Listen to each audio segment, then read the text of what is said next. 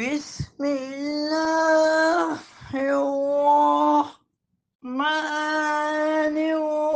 الرحيم قل أرأيتم إن أخذ الله سمعكم وأبصاركم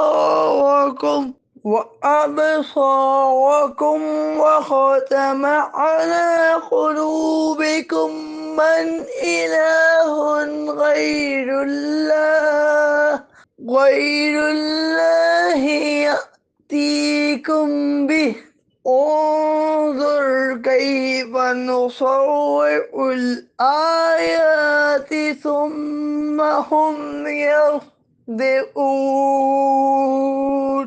تم فرماؤ اے لوگو، بھلا بتاؤ کہ اگر اللہ تمہارے کان اور تمہاری آنکھیں لے لے اور تمہارے دلوں پر مہر لگا دے تو اللہ کے سوا کون معبود ہے جو تمہیں یہ چیزیں لا دے گا؟